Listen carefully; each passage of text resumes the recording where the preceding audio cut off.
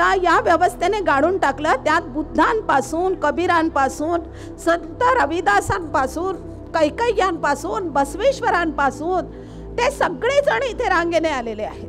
संत तुकारामांपासून काहींना त्यांनी ठार करून टाकलं, काहींना जाळून टाकलं, जसं संत रविदासानं जिवंत जाळलेलं आहे. संत तुकारामाने जिवंत मारला, आम्हाला सांगितलं वैकुंठाला गेले. शिवाजी महाराजांपर्यंत सगळ्यांना त्यांनी अगदी विस्मरणात जातील हे कसे, हे त्याने पद्धतशीरपणे बघितलं, इतिहास तसा निर्माण केला. पण या सगळ्यांना पुन्हा एकदा काढून, पुन्हा एकदा शोधून काढून आपल्या समोर ठेवण्याचं काम पहिल्यांदा महात्मा ज्योतिराव फुलेंनी केलं आणि त्यानंतर डॉक्टर बाबासाहेब आंबेडकरांनी केलेलं आहे. डॉक्टर बाबासाहेब आंबेडकरांनी आम्हाला जे हक्क अधिकार दिलेले, आम्ही IAS झालो, MPSC झालो, UPSC झालो, सगळे झालो आणि आमच्या घरात साडी माडी गाडी सगळं आली, पण त्यांचं आंदोलन आपण विसरलो.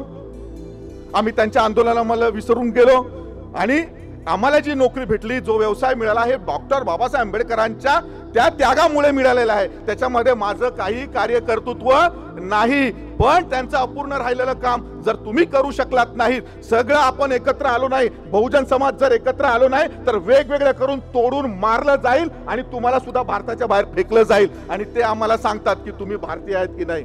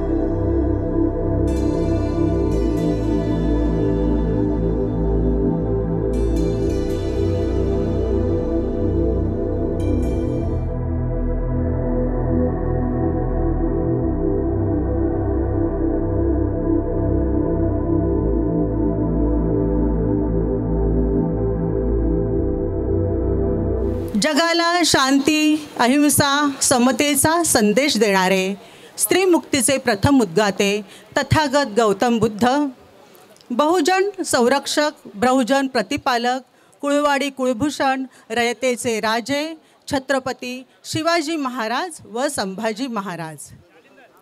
त्यांच्यामध्ये स्वराज्याचं बाळकडू पेरणाऱ्या माता जिजाऊ, अज्ञानाच्या अंधकारातून ज्ञानाच्या प्रकाशात आणणारे आणि विद्येविना मती गेली, मतीविना नीती गेली, नीतीविना गती गेली, गतीविना वित्त गेले, वित्ताविना शूद्र खचले, एवढे सारे अनर्थ एका अविद्येने केले असं सांगून चेतना निर्माण करणारे महात्मा ज्योतिराव फुले आणि त्यांच्या खांद्याला खांदा लावून त्यांच्या क्रांतिकार्यामध्ये समर्पण करणाऱ्या सावित्रीबाई ज्योतिराव फुले, तसेच आरक्षण करते राजर्षी शाहू महाराज, माता रमाई, माता भीमाई, माता अहिल्याई, विद्रोही संत कबीर, संत शिरोमणी रविदास, संत तुकाराम, या सर्व महामानवांना कोटी कोटी प्रणाम.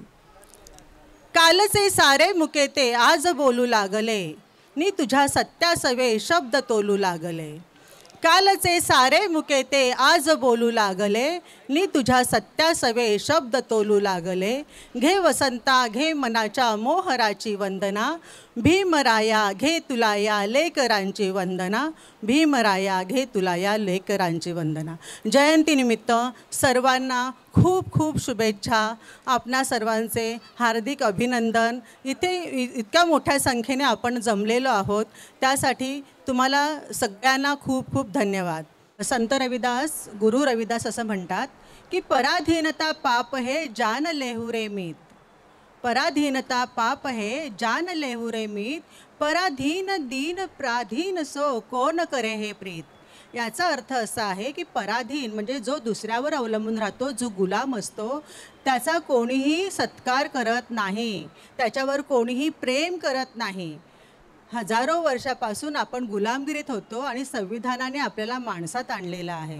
रविदासांनी मानवमुक्तीचं आंदोलन चालवून आपल्याला एक स्वातंत्र्याचा श्वास दिलेला आहे. त्या काळामध्ये त्यांचे दोहे जर आपण बघितले तर ते विज्ञाननिष्ठ दोहे आहेत. कुठलीही अंधश्रद्धा कर्मकांड असं कुठलंही नाही आहे.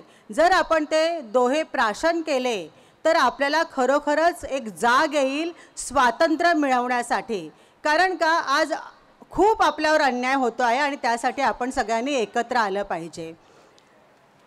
एके ठिकाणी एक कवी असं म्हणतात की जीवन जे आहे ते म्हणजे खरी कसोटी, राहू नकोस तू गप्प, अन्यायाशी झुंज देऊनी मिळवी मानवी हक्क. कार्यक्रमाचं नियोजन आणि संघटनेचं विचार दिशा समाजाला जागृत कसं करावं याच्यासाठी आपण ही संघटना स्थापन करतो. संघटना स्थापन करणं हा आपला उद्देश नाही आहे, तर उद्देशापुरती ही आपण संघटना स्थापन केलेली आहे. मग उद्देश काय आहे तर समाजाला योग्य दिशा देणं. आणि आज आम्ही सातत्याने गेली 24 वर्ष आम्ही हे सातत्याने आमचं हे काम चालू आहे. विशेष म्हणजे आपण सर्वांनी उभं राहून हे जे राष्ट्रीय चर्मकार संघाचे संस्थापक राष्ट्रीय अध्यक्ष म्हणून आहेत त्यांनी हा जो कार्यक्रम राबवलेला आहे तर सर्वांनी उभं राहून त्यांचं टाळ्यांच्या गजरात स्वागत करूया की आज समाजाला जी दिशा देण्याची आवश्यकता आहे. आज त्यांचे जे वय आहेत, वय पाहता आज 72 वय आहेत, अशा वयासुद्धा ते सातत्याने आपल्या समाजाला दिशा देण्यासाठी रात्रंदिवस काम करत आहेत. ते वेळेचं कधी बरं सर्वांनी बसा. धन्यवाद सर्वांना. की या वयासुद्धा त्या जे सातत्याने काम करतात. काही जणांना माहीत असेल नसेल पण बुलढाण्याला आपल्या एका भगिनीचं जी अवस्था केली होती तेव्हा त्याने जी हाक मारली आपल्या चर्मकार समाजाला आणि त्यांना त्यांच्या हाकेला सर्वांनी साथ देऊन आपण एक चर्मकार ऐक्य परिषद स्थापन करून तिथे आपण त्या व्यक्तीला न्याय मिळवून दिलेला आहे. त्याच्याशिवाय आमच्या कोकणामध्ये राजापूर तालुक्यामध्ये एक लांजगाव म्हणून तिथे आहे. त्या तिथे आपल्या समाजाचे धामापूरकर हे कुटुंब म्हणून आहे. त्या कुटुंबावर तिथल्या समाजाने वर्चस्ववाद्यांनी जो अत्याचार केला होता, इतकंच नाही त्यांची घरंसुद्धा जाळली होती आणि ते सुद्धा माने साहेबांनी इथूनच मुंबईमधूनच त्यांचं जी काही अडचण होती, जी घरं जाळली होती ती त्यांना आपण घरं बांधून दिलेली आहेत. तेव्हा त्यांना टाळ्यांच्या त्यांचं स्वागत करूया. इथे मुंबईमध्ये बसून त्यांनी आमच्या कोकणातलं राजापूर तालुक्यामधली ती 4 घरं त्यांनी बांधून दिलेली आहेत. इतकंच नाही तर बीड जिल्ह्यामध्ये एक आपली भगिनी होती, तिथे ती जवळजवळ म्हणजे गव्हर्नमेंटनी रस्त्यामध्ये जागा गेल्या आणि त्यांची घरं गेली होती. ती घरं गेल्यानंतर ती सातत्याने 3.5 वर्ष संघर्ष करत होती पण तिला यश आलं नाही. शेवटी त्यांनी आम्हाला सांगितल्यानंतर मी स्वतः एक मुंबई प्रदेश, तेव्हा मी मुंबई कार्याध्यक्ष म्हणून होतो आणि महाराष्ट्र प्रदेशाध्यक्ष आमचे रामभाऊ कदम साहेब आणि बाबूराव माने साहेब, आम्ही तिघांनी जाऊन 9 मेला 2019ला मी तिथे गेल्यानंतर 17 जून 1919ला एका महिन्यात त्या भगिनीला आपण तो घराचा ताबा मिळवून दिलेला आहे.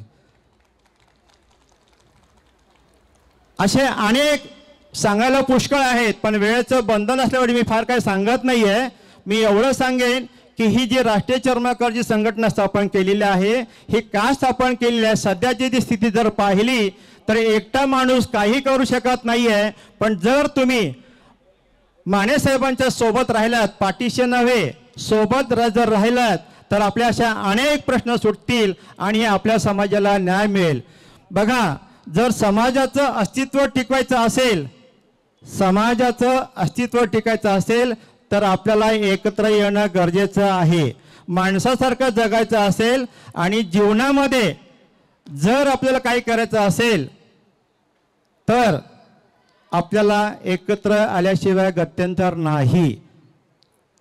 विश्वासाचा हात हातामध्ये घेऊन मनामध्ये रुजवून जसं मानवतेचा विचार हृदयात, ममतेचा विचार डोक्यात, करुणेचा विचार डोळ्यात आणि विश्वासाचा विचार अंतर्मनात घेऊन आपल्याला वाटचाल करावी लागणार आहे.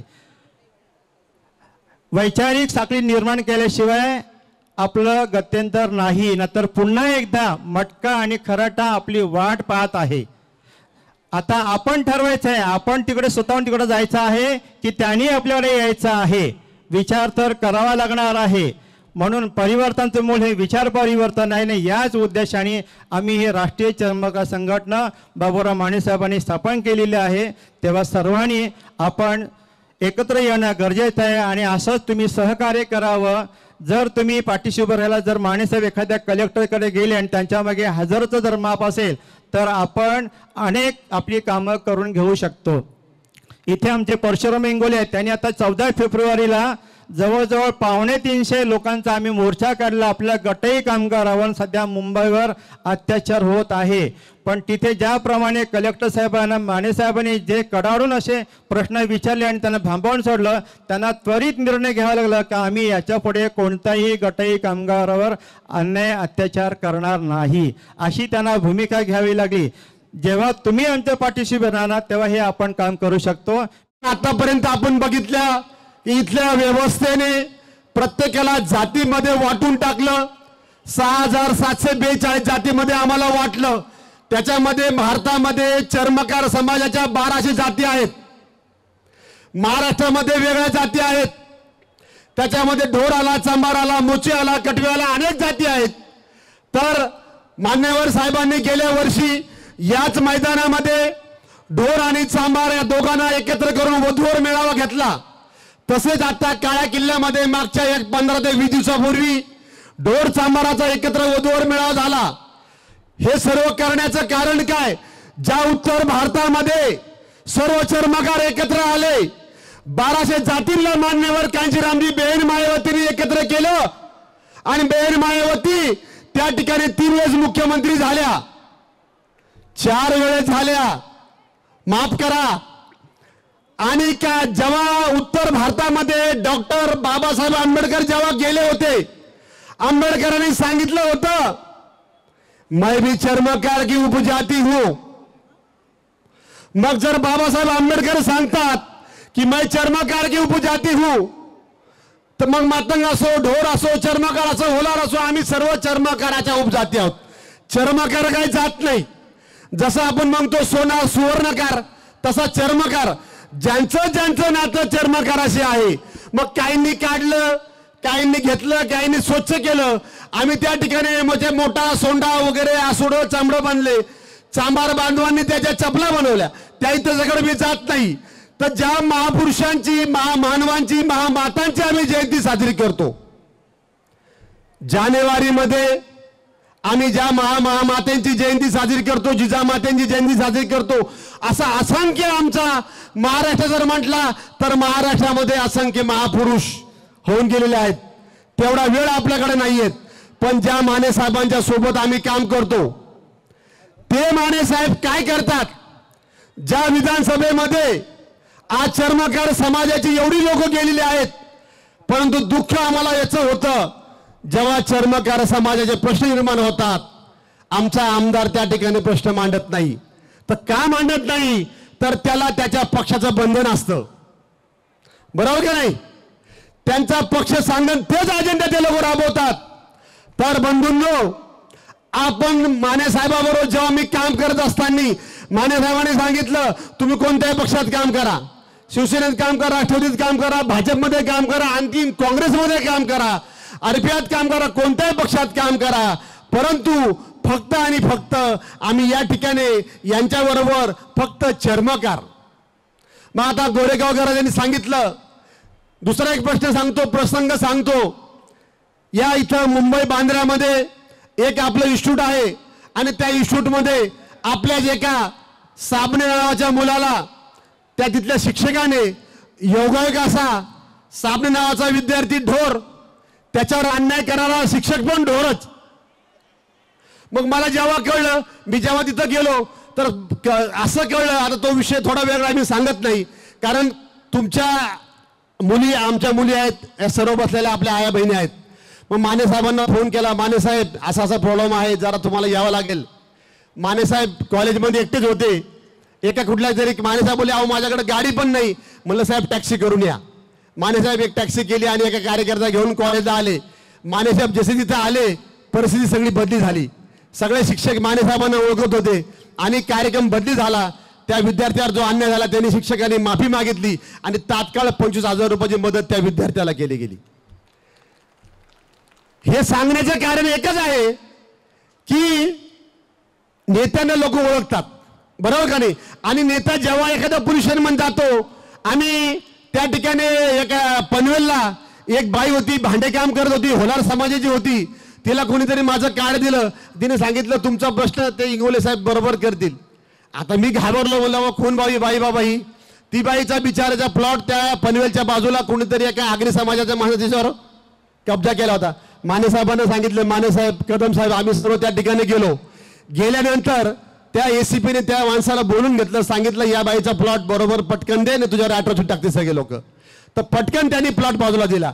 म्हणजे सांगायचं तात्पर्य हेच आहे की आपला नेता एका माणसासाठी पण येतो, बरोबर का नाही. दुसरी गोष्ट मला एकच सांगतो की मागच्या 1.5 महिन्यापूर्वी माने साहेबाच्या मिसेसच्या डोळ्याचं मोतीबिंदूचं ऑपरेशन झालं आणि माने साहेब 4 दिवस बाहेरगावी दौऱ्यावर होते. माने साहेब आल्याबरोबर आजारी पडले आणि आजारी पडल्यानंतर मग गोरेगावचे घरी आणि आम्ही 4-5 कार्यकर्ते माने साहेबांना भेटायला गेलो. तर योगायोग असा, माने साहेबाच्या घरी कुणीच नव्हतं. ताईंनी आम्हाला येऊन आणून सगळी पाणी दिलं. पाणी दिल्यानंतर आता बाकी चहा त्यांना तर मोतीबिंदूचं ऑपरेशन झाल्यामुळे त्यांना गॅस जवळ जायची काही आवश्यकता नव्हती, जायचंच नव्हतं. माने साहेब स्वतः किचनमध्ये गेले आणि माने साहेबांनी स्वतः चहा बनवला आम्हाला आणून दिला. मग विचार करा की जे नेत्याबरोबर आम्ही काम करतो त्या नेत्याने आम्हाला चहा बनवून पाजला. म्हणजे अशा नेत्याने जोरदार टाळ्या वाजवा. टाळ्यावरती आणखी केंद्र सरकारने टॅक्स लावलेला नाहीये, बरोबर का नाही. तर टाळ्या ह्या वाजल्या पाहिजेत.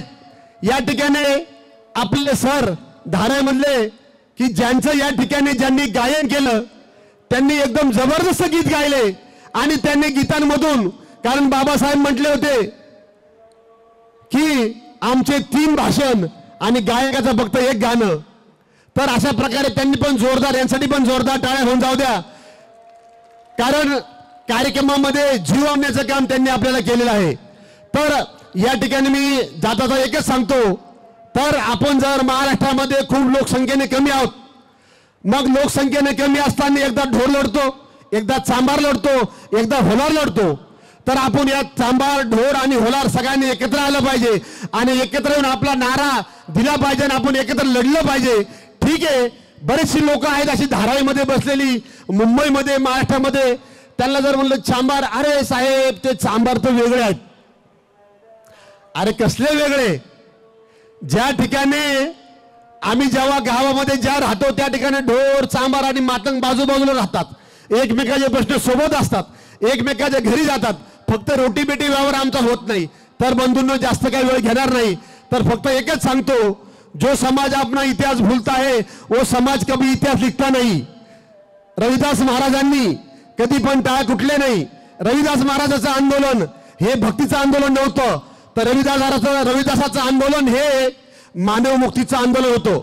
कक्काया महाराजाचं आंदोलन, बसवण्णाचं आंदोलन असो, या सगळ्याचे आंदोलन ज्या ठिकाणी ज्या लोकसभेमध्ये जेवढे खासदार आज बसतात त्याच्या 800 वर्षापूर्वी बसवण्णांनी सगळ्या 715 जातींना एकत्र घेऊन त्या बसव कल्याणमध्ये एक मोठी सभा भरवली होती. मग त्याच्यामध्ये ढोर असेल, चांभार असेल, मोची असेल, कटवी असेल, तेली असेल, माळी असेल, साळी असेल, कुणबी असेल, कोष्टी असेल, 715 जाती त्यांनी एकत्र केल्या आणि पहिली लोकसभा त्यांनी कर्नाटकमध्ये भरवली होती. तर आपण सर्व या जातीपाती तोडा आणि एकत्र या, कारण जाती तोडावर समाज जोडो. मान्यवर कांशीराम साहेबांनी नारा दिला होता. होतं असं की फुले जयंती किंवा बाबासाहेब आंबेडकरांची जयंती ही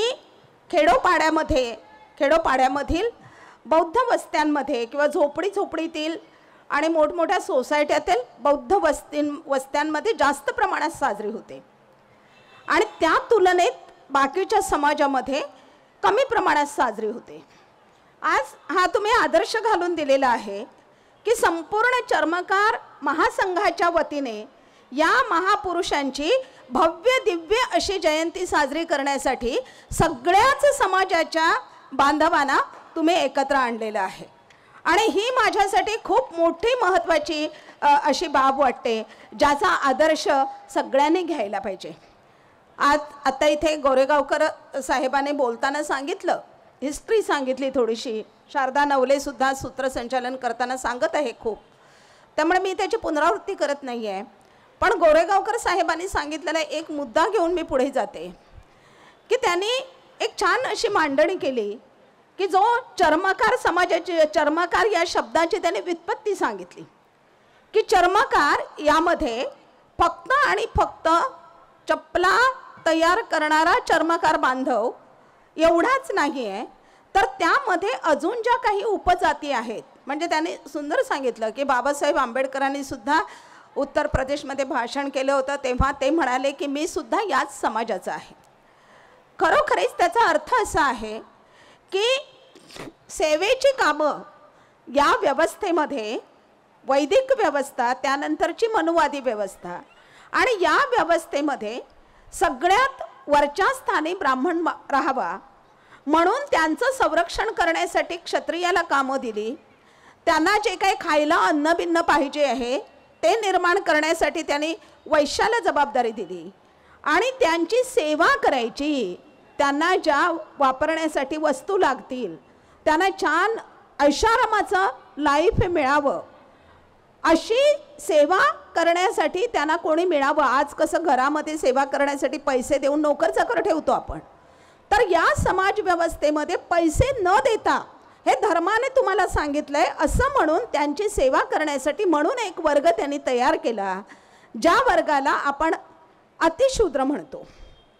शूद्र अतिशूद्र असा त्याचा ते एकत्र येत आहेत. त्यामध्ये शूद्रांना या जातीच्या उतरंडीत असा शब्दप्रयोग मी नेहमी वापरते. जातीच्या उतरंडीत त्यांना थोडं वरचं स्थान आणि जातीच्या उतरंडीतील जे अतिशूद्र आहेत त्यांना फक्त सेवेची कामं, आणि ही सेवेची कामं ज्या अतिशूद्र समाजाला दिली त्यामध्ये महार, मांग, ढोर, चांभार हे सगळे आले. म्हणून गोरेगावकर साहेबांनी जे आत्ता सांगितलं की हा चर्मकार समाज, त्या चर्मकार समाजाच्या ह्या सगळ्या उपजाती आहेत. आता बाबासाहेब आंबेडकर याच्यातल्या ज्या उपजातीमध्ये जन्मले म्हणजे महार समाजामध्ये जन्मले, तर त्या बाबासाहेब आंबेडकरांनी जेव्हा बुद्धांपर्यंत आपलं नातं कसं आहे हे आम्हाला सांगितलं, तेव्हा त्यांचा शब्द या देशातल्या महार समाजाने पहिल्यांदा ऐकला, अत्यंत निष्ठेने ऐकला. कदाचित सायकोलॉजी असेल की ते बाबा माझ्या समाजातले महापुरुष आहेत म्हणून त्यांनी घेतला असेल तो शब्द. आणि म्हणून त्यांनी जेव्हा म्हटलं मगाशी जसं त्या गाण्याच्या ह्याच्यामध्ये सांगितलं शिर्के साहेबांनी की हे सगळं ढोरं ओढण्याची जे काही फायदे मिळत आहेत ते सगळे तुम्ही घ्या, आम्हाला ते नको असं सांगितलं.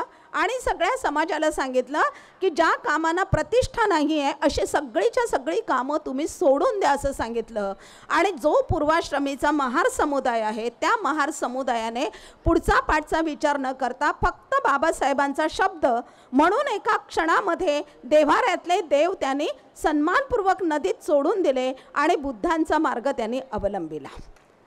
तर हा जो बुद्धांचा मार्ग अवलंबिलेला आहे तो का अवलंबिला, तर वैदिक संस्कृतीने जेव्हा विषमता निर्माण करून ती विषमतावादी व्यवस्था आपल्यावर लादलेली होती तेव्हा त्याच्या विरुद्ध बंड करून उठणारा पहिला बंडखोर हा क्षत्रिय समाजाचा तथागत गौतम बुद्ध. पण गौतम बुद्धाने ही जी समतेची शिकवण दिली ती समतेची शिकवण त्यानंतरच्या बाकी सगळ्या महामानवाने लोकांना सांगितली. ती लोकांच्या मनात ठसू नये म्हणून या सगळ्या महामानवांना या व्यवस्थेने गाडून टाकलं. तर या सगळ्यांना या व्यवस्थेने गाडून टाकलं. त्यात बुद्धांपासून, कबीरांपासून, संत रविदासांपासून, कैकय्यांपासून, बसवेश्वरांपासून ते सगळेजण इथे रांगेने आलेले आहेत. संत तुकारामांपासून काहींना त्यांनी ठार करून टाकलं, काहींना जाळून टाकलं, जसं संत रविदासानं जिवंत जाळलेलं आहे. संत तुकारामाने जिवंत मारला, आम्हाला सांगितलं वैकुंठाला गेले. शिवाजी महाराजांपर्यंत सगळ्यांना त्यांनी अगदी विस्मरणात जातील हे कसे हे त्याने पद्धतशीरपणे बघितलं, इतिहास तसा निर्माण केला. पण या सगळ्यांना पुन्हा एकदा काढून, पुन्हा एकदा शोधून काढून आपल्या समोर ठेवण्याचं काम पहिल्यांदा महात्मा ज्योतिराव फुलेंनी केलं आणि त्यानंतर डॉक्टर बाबासाहेब आंबेडकरांनी केलेलं आहे. डॉक्टर बाबासाहेब आंबेडकरांनी म्हणूनच संत रविदासांना गुरु मानलेलं आहे आणि द अनटचेबल्स हा ग्रंथ संत रविदासांना अर्पण केलेला आहे. मी तुम्हाला आता वेळ आपल्यापाशी फार कमी आहे त्यामुळे ही सगळी साखळी मला उलगडून दाखवता येणार नाही आहे. पण या सगळ्यांचं हे जे महामानव आहेत या सगळ्यांचं नातं जिजाऊ सावित्रीबाई फुलेपासून सगळ्यांचं नातं हे मूळ आपली जी संस्कृती आहे, खरं तर समतेची संस्कृती जी बुद्धांपर्यंत जाते ती कशी जाते आहे ते फक्त मी 1-2 मिनिटामध्ये तुम्हाला सांगते आणि माझं मनोगत संपवते.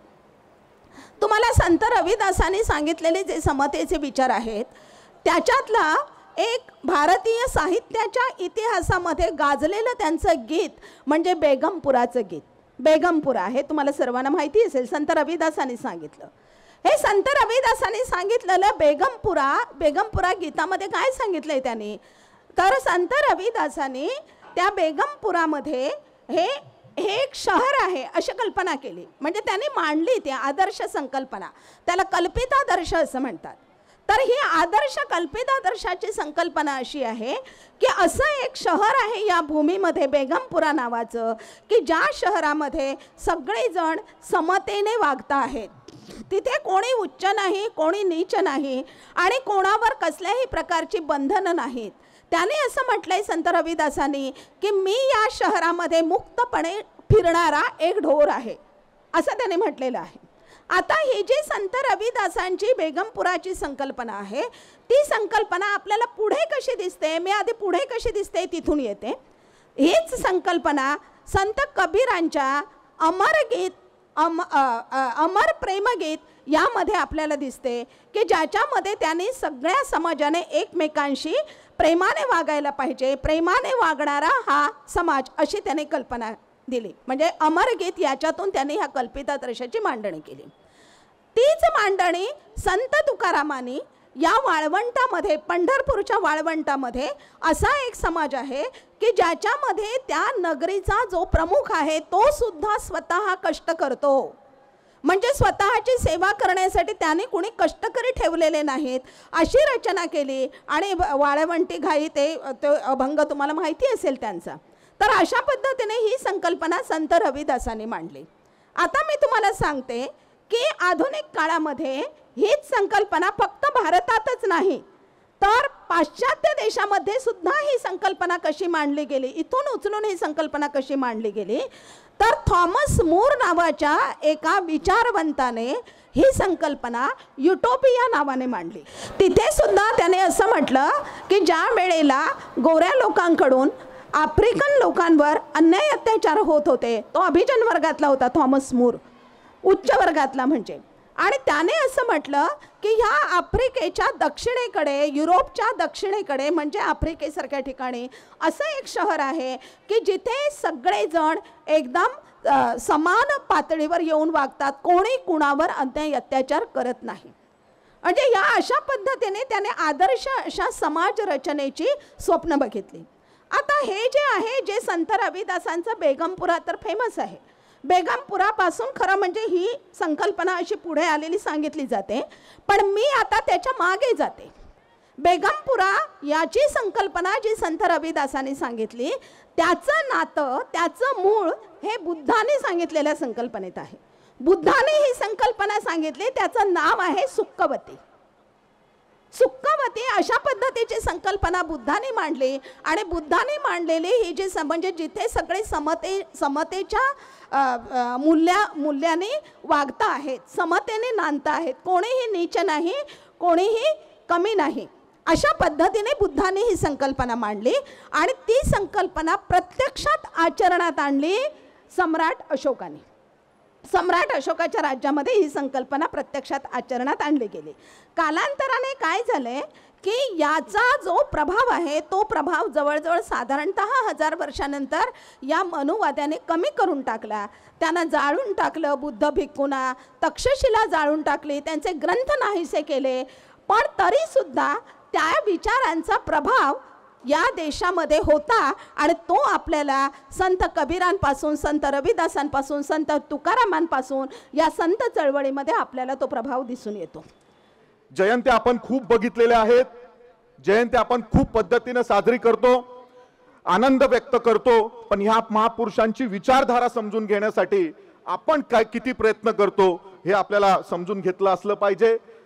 बाबूराव मानेजी आणि त्यांच्या सर्व सहकाऱ्यांनी विचाराच्या माध्यमातून, प्रबोधनाच्या माध्यमातून ही संयुक्त जयंती साजरी करण्याचं जे मोठं कार्य केलेलं आहे, अगोदर या आयोजकांचं आणि बाबूरावजी मानेजे यांच्या सर्व सहकाऱ्यांचं टाळ्या वाजवून तुम्ही स्वागत केलं पाहिजे, आभार व्यक्त केलं पाहिजे. कारण की प्रबोधनाचीच व्याख्या कुठेतरी आपलीकडे जागर होत नाहीये.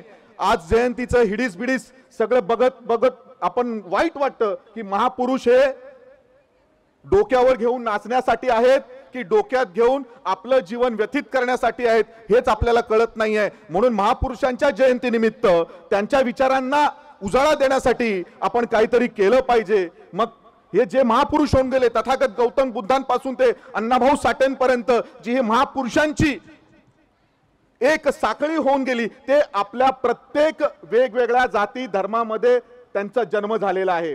पण त्यांनी त्यांच्या जाती धर्मापुरतं काम न करता या अखंड मानव समाजासाठी, त्यांना मुक्ती देण्यासाठी, म्हणजे मानव मुक्तीचं काम हे त्यांनी केलेलं आहे. तथागत गौतम बुद्धांपासून, चार्वाकांपासून आतापर्यंत होऊन गेलेले सर्व महामानव यांनी जाती तोडो आणि जाती जोडो हा कार्यक्रम त्यांचा राहिलेला आहे. प्रत्येक वेळेला त्यांच्या प्रत्येक कार्यक्रमातून, प्रत्येक लेखणीतून, प्रत्येक कृतीतून महापुरुष आपल्याला जगता आले पाहिजे. ह्या भारतामध्ये, इवन ह्या महाराष्ट्रामध्ये एवढे महापुरुष होऊन गेलेले आहेत, त्यांचा इतिहास जर आपण व्यवस्थित सत्य इतिहास समजून घ्यायला गेलो तर आपल्याला आपले 345 दिवस सुद्धा आपल्याला कमी पडणार आहेत. म्हणून अशा छोट्या छोट्या कार्यक्रमाच्या माध्यमातून आपल्याला या जयंती साजरी करण्याच्या माध्यमातून हे महापुरुष समजून घेतले पाहिजे. डॉक्टर बाबासाहेब आंबेडकर आणि त्यांचं कार्य हे खूप महान कार्य होतं. हीच एक पहिली व्यक्ती होती की ज्यांनी सर्वात प्रथम आधुनिक भारतामध्ये या ब्राह्मणशाहीच्या विरुद्ध लढण्याचं मोठं काम केलं. आपले महापुरुष त्यांच्या अगोदरचे जे महापुरुष होऊन गेले, ज्यांनी त्यांना आपलं गुरुस्थानी मानलं, संत रविदास, संत कबीर, महात्मा ज्योतिबा फुले, छत्रपती शिवाजी महाराज, ज्यांनी त्यांच्याकडून प्रेरणा घेतली, त्या सर्व महापुरुषांची विचारधारा, त्या महापुरुषांचं महान कार्य, त्या महापुरुषाची विचारधारा ही मांडण्याचं काम संविधानाच्या माध्यमातून केलेलं आहे.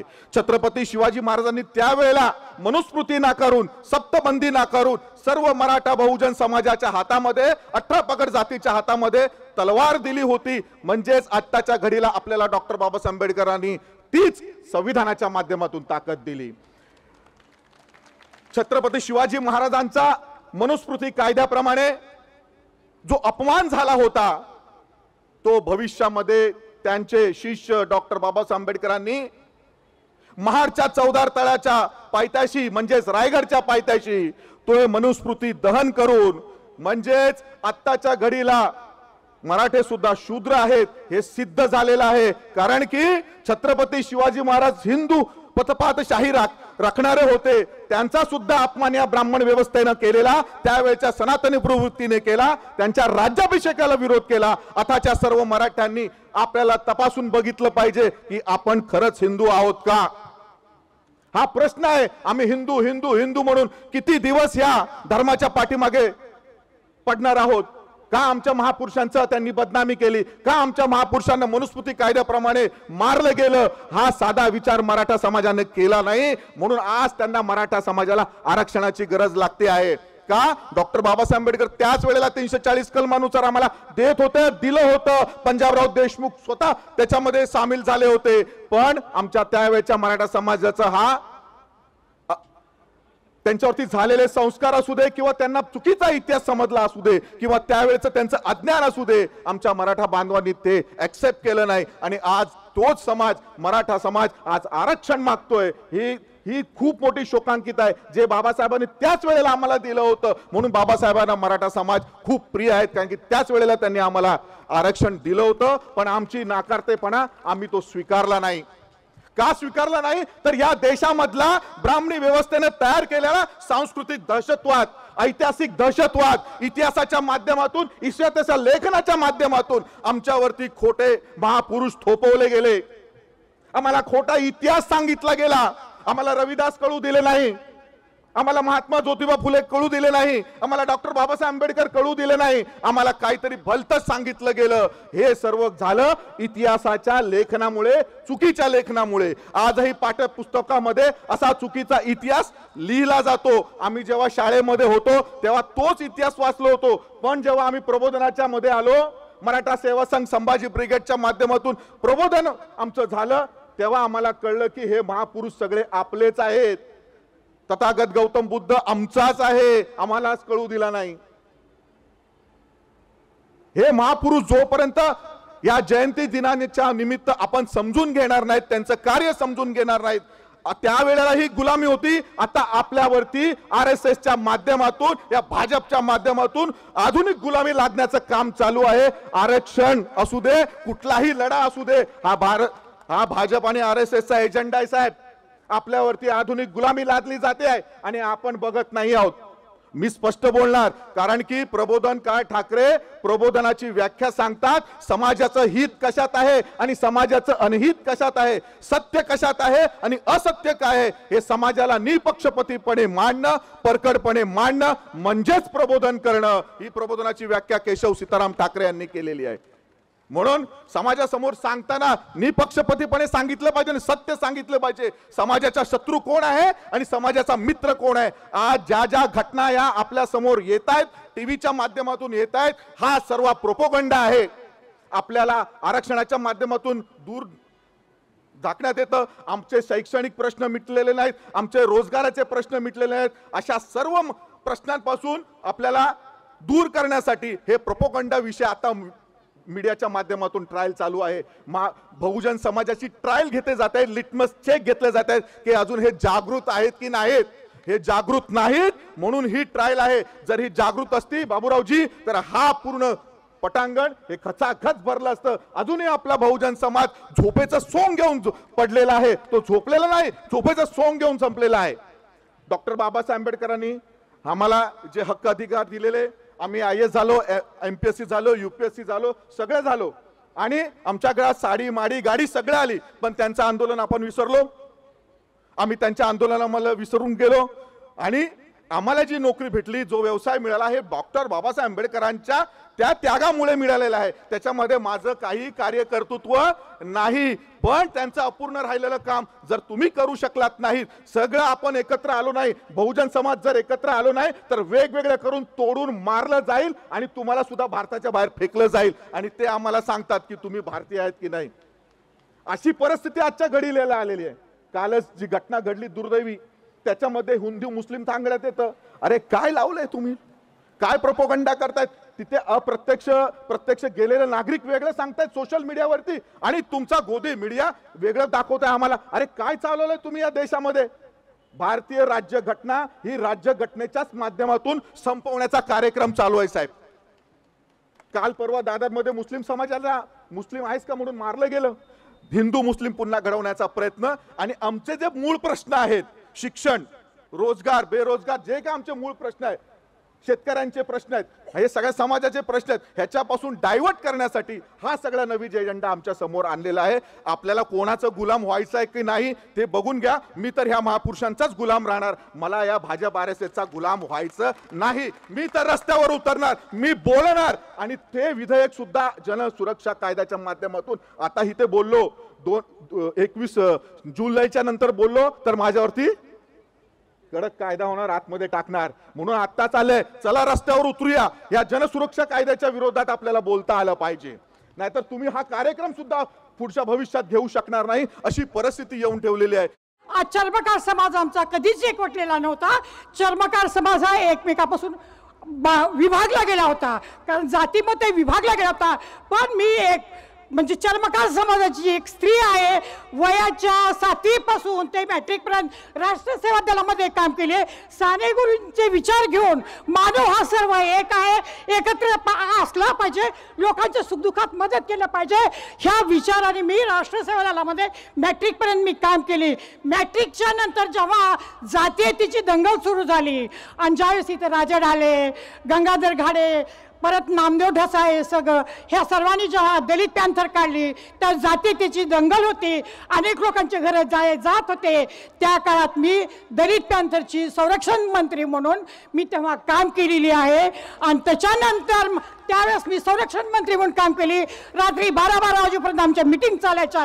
सर्व मानव एक झालं पाहिजे, जातीयता मिटवली पाहिजे, एकता निर्माण झाली पाहिजे, ह्या विचारासाठी मी कंटिन्यू मोर्चे काढले, घेराव घातला, रस्ता रोको आंदोलन केलं आणि त्याच पद्धतीनं आंतरजातीय विवाह केलेला आहे. मी सांगण्याचं एकच कारण आहे, मी ज्या बौद्ध पद्धतीनं बाबासाहेब काय म्हणाले, जरी आमची काय म्हणाले बाबासाहेब म्हणतात की हा आपण जर सर्व एक समजा एक दगड आहे, एक दगड जर कुत्र्याला मारलं तर कुत्रा पळून जातो.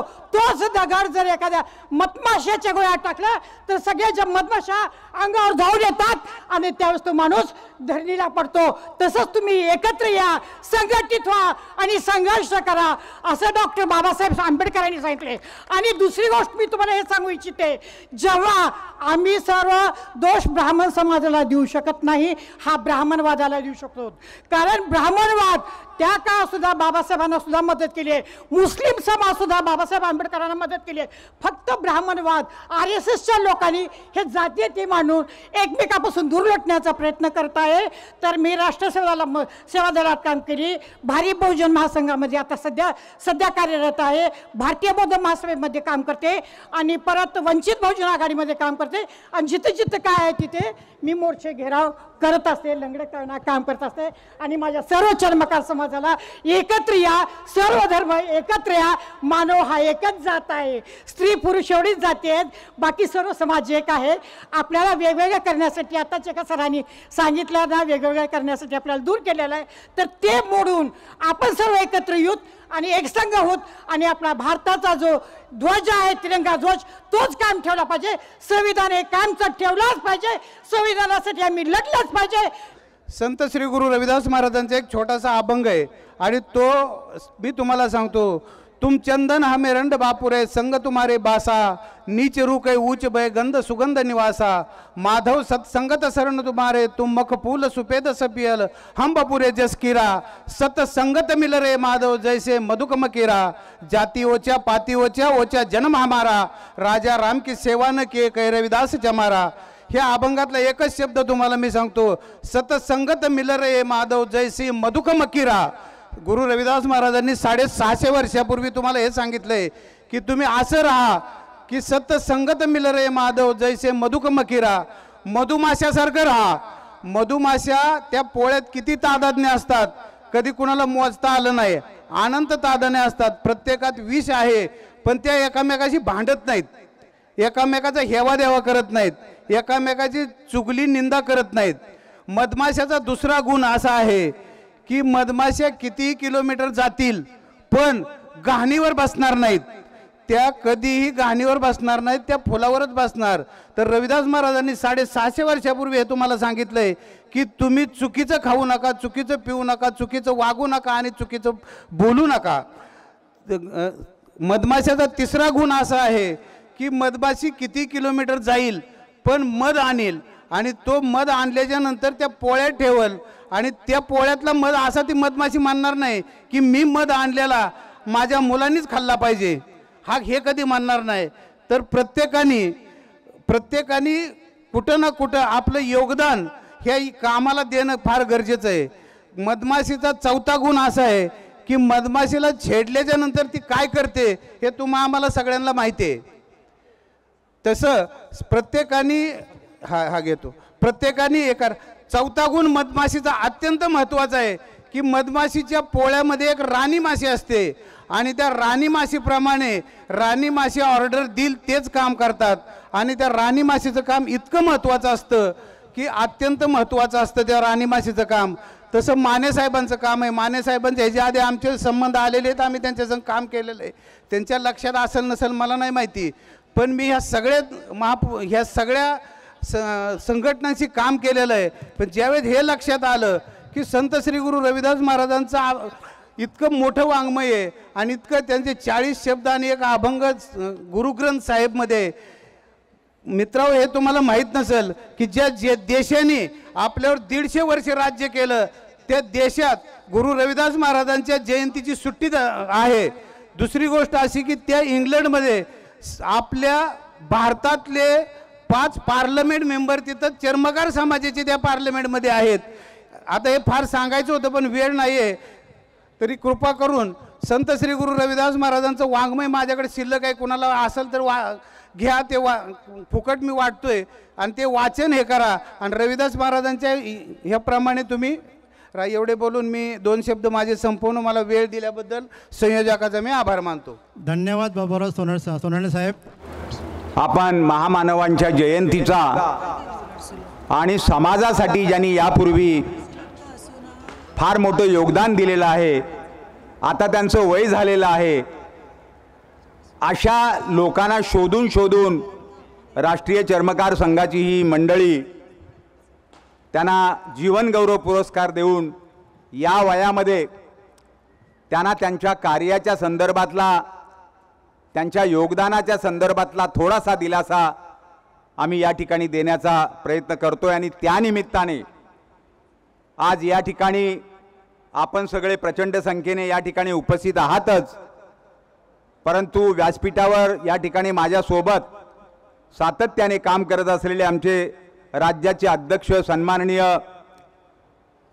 रामभाऊ कदम, त्यांनी आज त्यांच्या सल्ल्याने या राष्ट्रीय चर्मकार संघाला एक वेगळी पुन्हा भरारी मिळावी आणि म्हणून त्यांच्या आजारपणामुळे त्यांनी थोडंसं थांबायचं ठरवलं. कुठल्याही प्रकारचा रुसवा फुगवा नाही, कुठल्याही प्रकारची चढाओढ स्पर्धा नाही. त्यांनी स्वतः सांगितलं, मानेसाहेब या आपल्या संघाचं काम या राज्यामध्ये जोरदार झालं पाहिजे, ही विचारधारा आपण शेवटच्या माणसापर्यंत पोहोचवली पाहिजे आणि म्हणून मला थोडंसं वयोमानाप्रमाणे थोडंसं पळणं मुश्किल होतं आहे, तर आपण या ठिकाणी मी सुचवतो अशा नवीन माणसाला आपण या ठिकाणी संधी द्या, तो माझ्याही पेक्षा चांगलं काम करेल असं गवळींच्या संदर्भात त्यांनी सांगितलं. आणि म्हणून आपण या ठिकाणी सूर्यकांत गवळी यांचं राज्याच्या अध्यक्षपदावर आजपासून त्यांना काम करायला संधी दिलेली आहे. मावळते अध्यक्षांनी ती संधी या ठिकाणी त्यांना दिलेली आहे. दुसरे आमचे सन्माननीय ॲडव्होकेट नारायणराव गायकवाड, हेही रात्रंदिवस या वयामध्ये सुद्धा या महाराष्ट्राच्या कानाकोपऱ्यामध्ये फिरत असतात. ॲट्रॉसिटीच्या माध्यमातून जिथे जिथे अन्याय होतो त्या अन्यायाला वाचा फोडण्याचं काम ते सातत्याने करत असतात. आमचे जगन्नाथ वाघमारे साहेब या ठिकाणी आलेले आहेत, ते राज्याचे सरचिटणीस म्हणून आजही आमच्यासोबत काम करतायत.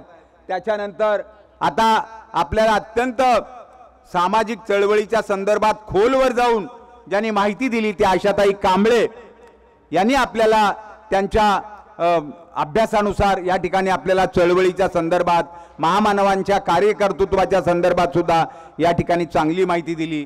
आपल्या शाहीर शिर्के यांनी सुद्धा सुरुवातीलाच आपल्या सगळ्यांमध्ये एक वेगळ्या प्रकारचा जोश निर्माण केला. चांगल्या प्रकारचं प्रबोधनात्मक गीतं या ठिकाणी सादर करून आपल्या सर्वांचं मनोरंजनातून प्रबोधन अशा पद्धतीने त्यांनी या ठिकाणी कार्यक्रम केला. व्यासपीठावर माझ्यासोबत दफेदार बसलेले आहेत.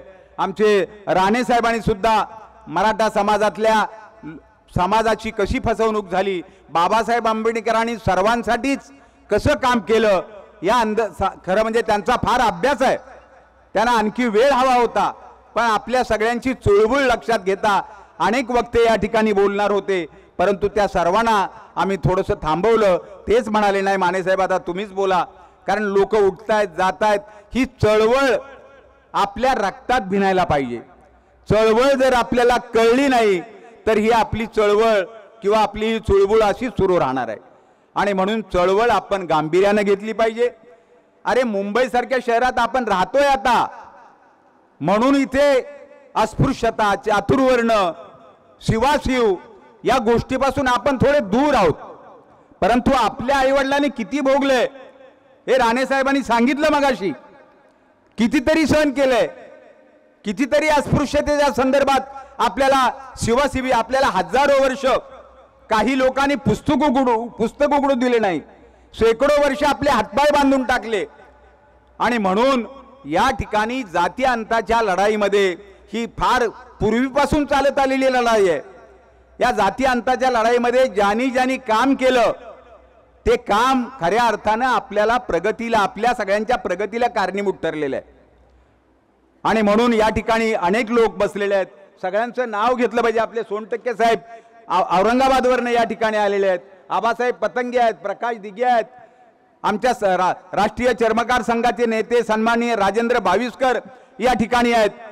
खरं म्हणजे राजेंद्र बाविस्कर हे प्रत्येक वेळेला समाजासाठी धावून जातात.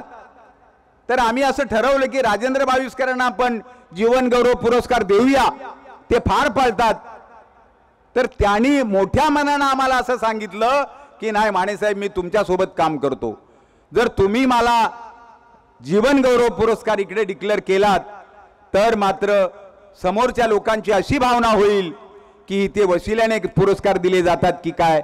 आणि म्हणून मी राष्ट्रीय चर्मकार संघात काम करतोय आणि या संघात काम करत असलेल्या सगळ्यांनी असं ठरवलेलं आहे की आम्ही कोणत्याही प्रकारचा पुरस्कार स्वीकारणार नाही.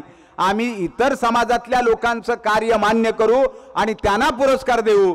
आणि म्हणून राजेंद्र बाविस्करांचं या ठिकाणी मी खऱ्या अर्थाने मनापासून त्यांचं अभिनंदन करतो की अशा तऱ्हेचा स्पष्ट वक्तेपणा, स्वतःला प्रतिष्ठा मिळत असताना सुद्धा ती इतरांना द्या, मला प्रतिष्ठेची गरज नाही, मी राष्ट्रीय चर्मकार संघात जे काम करतोय त्यामुळेच माझी प्रतिष्ठा वाढलेली आहे. ही एवढी व्यापक भूमिका जर राजेंद्र बाविस्करांनी या ठिकाणी डिक्लेअर केलं असेल तर पुरस्कारापेक्षाही त्यांचं व्यक्तिमत्व प्रचंड मोठं आहे असं या ठिकाणी आपण मान्य करायला काय हरकत नाही. या ठिकाणी महिला वर्ग मोठ्या प्रमाणात आलेला आहे. महाराष्ट्राच्या कानाकोपऱ्यातनं बीडमधनं काही पदाधिकारी आले, जालन्यावरनं आलेले आहेत, अमरावतीवरनं आलेले आहेत, यवतमाळवरनं काही पदाधिकारी या ठिकाणी आलेले आहेत. या सर्व पदाधिकाऱ्यांचं आम्ही प्रत्येकाला आता सन्मान या ठिकाणी आम्ही करू शकत नाही, परंतु सगळ्यांचं शब्द सुमनाने आम्ही त्यांचं स्वागत करतोय, त्यांचा सन्मान करतोय. आपण चळवळीमध्ये काम करत असल्यामुळं चळवळ पुढे गेली पाहिजे.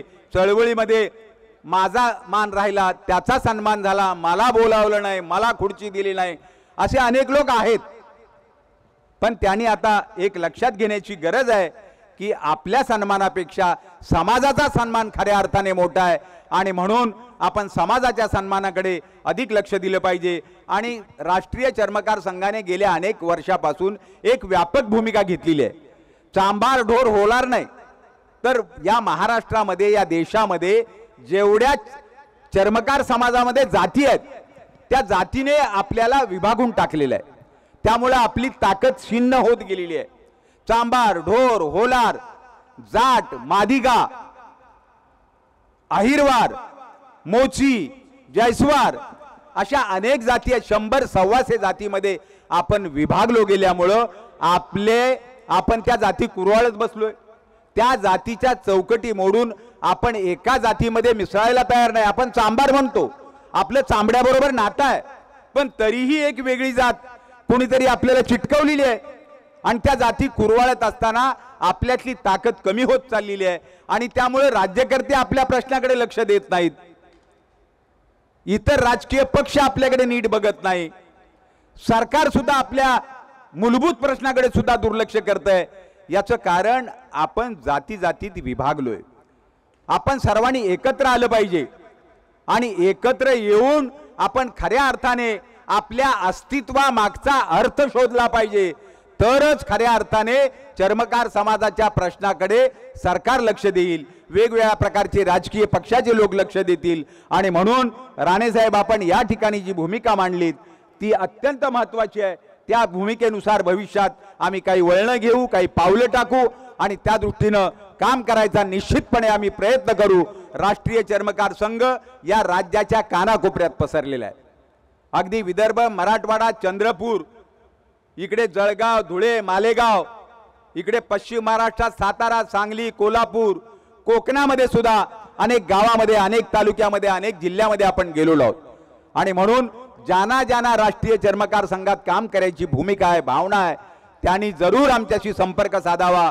आमचे नवीन अध्यक्ष सन्माननीय सूर्यकांत गवळी यांनी सुद्धा जोरात कामाला सुरुवात केलेली आहे.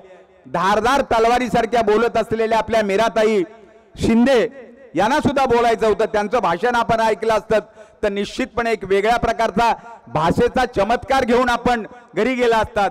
परंतु आपण सगळ्यांनीच ठरवलं की या ठिकाणी फार उशीर होतोय, भूक लागलेली आहे, अनेक महिला त्या ठिकाणी उठतायत. तर हे सगळं आता 1-2-5 मिनिटात मी माझं भाषण संपवणार आहे. माझी आपल्या सगळ्याला विनंती आहे की राष्ट्रीय चर्मकार संघ या राज्यामध्ये, या देशामध्ये सातत्याने काम करतोय, तळागाळातल्या लोकांचे प्रश्न सोडवण्याचा प्रयत्न करतोय.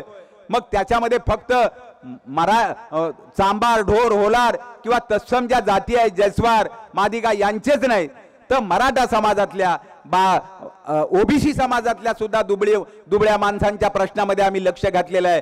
त्यांना सुद्धा न्याय देण्याचा प्रयत्न आम्ही करतो. एकदा एक घटना अशी आली राणेसाहेब माझ्यासमोर की जात म्हणून काही लोक मला चिटकले, माझ्या सोबत आले आणि एका ओबीसी समाजातल्या माणसावर त्यामुळे अन्याय होत होता. मग मी त्या स्पष्टपणे आमच्या समाजातल्या लोकांना सुद्धा स्पष्ट सांगितलं की या ठिकाणी आपलं चुकतंय. आपण या ठिकाणी संख्येनं अधिक असलो म्हणून त्या माणसाला आपण दाबणार का? मग तो माणूस त्यांच्या पुढाऱ्यांकडे जाणार, तो माणूस आणखी वेगळ्या प्रकारचा दबाव आणणार. त्याच्यापेक्षा आपण चूक सुधारली पाहिजे अशा तऱ्हेची भूमिका, अशा तऱ्हेची भावना आमच्या सगळ्या पदाधिकाऱ्यांनी व्यक्त केली आणि त्यांचा जो वाद होता तो कायमचा मिटला. आणि आता ती सगळे दोन्ही ते भांडणारी माणसं अत्यंत गुण्यागोविंदाने एकत्रित राहत आहेत. तर राजकीय पक्षाच्या पुढाऱ्यांनी किंवा सामाजिक संघटनेच्या पुढाऱ्यांनी भूमिका मांडताना, एखाद्या प्रकरणात न्याय देताना त्याची न्यायबुद्धी सुद्धा त्याने शाबूत ठेवायला पाहिजे. केवळ तो माझ्या जातीचा आहे म्हणून वाटेल त्या मार्गाने त्याच्या पाठीमागे खंबीरपणे उभं राहायचं, त्याला चुकीच्या मार्गाने जा म्हणून सांगायचं, या भूमिका सुद्धा आपल्या समाजाला घातक ठरणार आहेत. हे सुद्धा आपण सर्वांनी लक्षात घ्या. मात्र खरोखर अन्याय झाला असेल तर मात्र राष्ट्रीय चर्मकार संघ छातीची ढाल करून त्या प्रकरणामध्ये आम्ही निश्चितपणे एका वेगळ्या जिद्दीनं भांडत असतो. आणि अनेक अशी उदाहरणं आहेत. याच्यावर एखादं पुस्तक तयार होईल. गेल्या 50 वर्षामध्ये राष्ट्रीय चर्मकार संघाने मागासवर्गीय समाजाच्या बळकावलेल्या जमिनी, ज्यांनी जात दांडग्याने, धन दांडग्याने ज्या जमिनी बळकावल्या त्या जवळजवळ 50 एकर जमिनी आम्ही मिळवून दिलेल्या आहेत. त्यांचे बांध मोडले होते, बांध रेटून जमिनी कब्जात घेतल्या होत्या. प्रत्यक्ष मोजणी आणून कायदेशीर मार्गाने आपल्या समाजातल्या लोकांच्या रेटलेल्या जमिनी सुद्धा आमच्या रामभाऊ कदम आहेत, आमचे परशुराम हिंगोले आहेत, या सगळ्यांनी शेवटपर्यंत पाठपुरावा करून त्या जमिनी मिळवून त्यांना दिलेल्या आहेत. अनेक ठिकाणी आम्ही गेलोय. 50 वर्षातल्या सगळ्या घटना सांगायचा प्रयत्न केला तर एवढं 200-300 पानाचं पुस्तक होईल. अनेक ठिकाणी गुन्हेगारांनी आमच्या समाजातल्या मुलांवर अन्याय केले, मुलींवर अन्याय केले. त्या सगळ्या गुन्हेगारांचा शेवटपर्यंत आम्ही पाठपुरावा केला आणि शिक्षा होईपर्यंत वकील दिले. आमचे नारायणराव गायकवाड शेवटपर्यंत सातत्याने भांडत असतात वकिलां. अनेक लोकांना त्यांनी शिक्षा केलेल्या आहेत. अनेक लोक आपल्या समाजावर अन्याय करणारे जे लोक होते त्यांच्यासाठी शेवटपर्यंत संघर्ष केला, कोर्टामध्ये लढाई केली, अगदी योग्य असा युक्तिवाद केला आणि ती माणसं आता जेलमध्ये आहेत.